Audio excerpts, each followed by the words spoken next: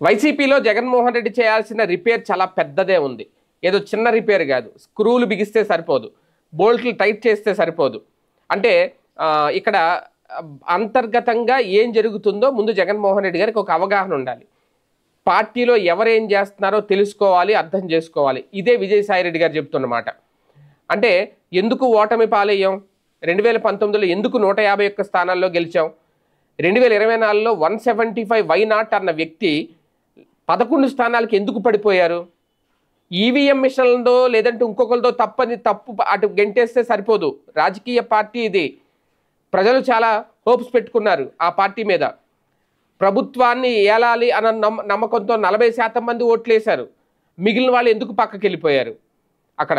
అంటే ఖచ్చితంగా రాజకీయ పార్టీ అంటే అక్కడ కార్యకర్త దగ్గర నుంచి ఆ వైసీపీ లేదంటే టీడీపీ ఎవరైనా సరే ఆ పార్టీ శ్రేణులు ప్రతి ఒక్కరూ కష్టపడితేనే ఆ పార్టీకి సరైన ఫలితం లభిస్తుంది.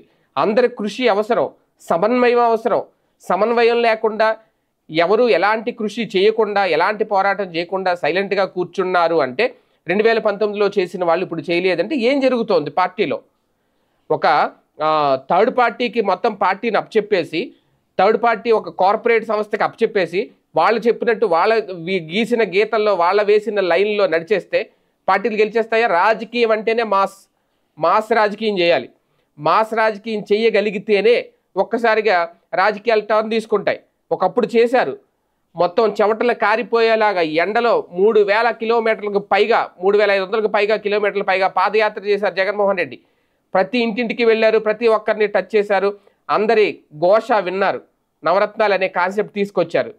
దట్ ఈజ్ మాస్ రాజకీయం.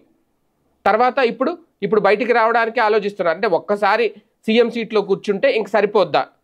ఇంకా ప్రజల అవసరం ఉండదా? కార్యకర్తల అవసరం ఉండదా? వైసీపీలో ఏ నాయకుల అవసరం ఉండదా?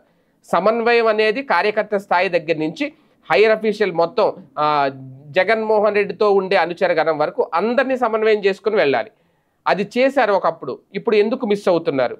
ఎందుకు ఈ లొకలొకలు? విజయసాయిరెడ్డి లాంటి వ్యక్తి ఇప్పుడు బయటకు వచ్చి పార్టీ గురించి ఆ తరహా వ్యాఖ్యలు చేస్తున్నారంటే, జగన్ చుట్టూ ఒక కోటరీ ఉందని చెప్తున్నారంటే, లెక్కర్ స్కామ్ జరిగిందని చెప్తున్నారంటే ఎవరు?